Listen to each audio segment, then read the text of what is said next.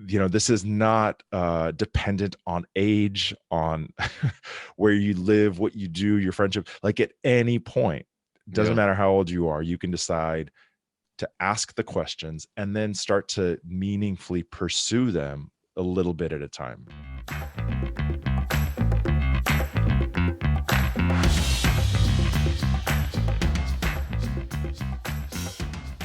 I think that's the best part about it, that, like you said, T.S. Eliot says it's never too late to be what you might have been or who you might have been.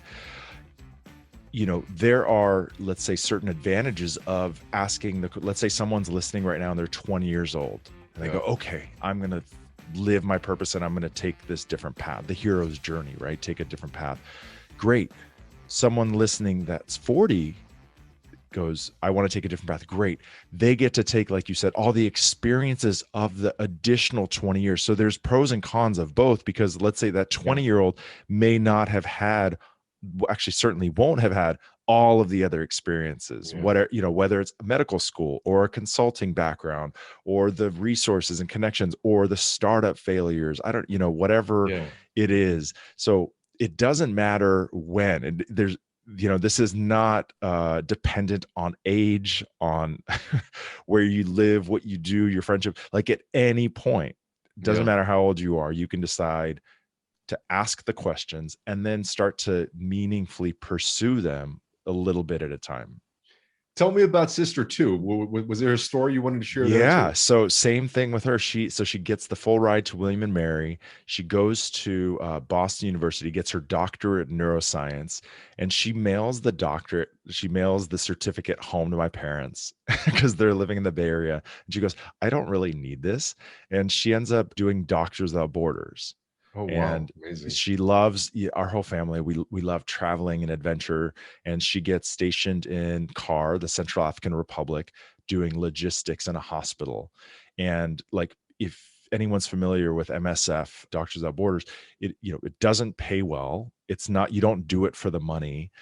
You're working crazy, like 100-hour weeks. But she felt so purposeful. The story she shared, like to go to Central African Republic and make the impact she did. She was there for 6 months. She and I and our family and a lot of other people, we value experiences over things. So what she ends up doing, and she ended up getting into timber framing. Mm-hmm. She did an apprenticeship because she goes, what am I interested in? Timber framing. She does this apprenticeship and learns how to timber frame and ends up building essentially a 3-story timber frame house from scratch by herself, by hand. And if no one knows what timber framing is, it's where you don't use metal. Everything you perfectly shape these huge planks of wood and everything comes together like Legos. Wow. She built a 3-story guest house on my parents' property, timber frame, by herself. That's amazing. Like, yeah. And now it's funny. Now my brother, who's, went to Davis, played tennis there, got his master's at Berkeley, worked at a company called Palantir that Peter Thiel started, doing very well there. And just recently, I would say a few years ago, had the same aha moment that a lot of us did and pivoted into the startup space. Much riskier, definitely less certainty, but something that he felt really passionate about, something he felt he could make a difference in.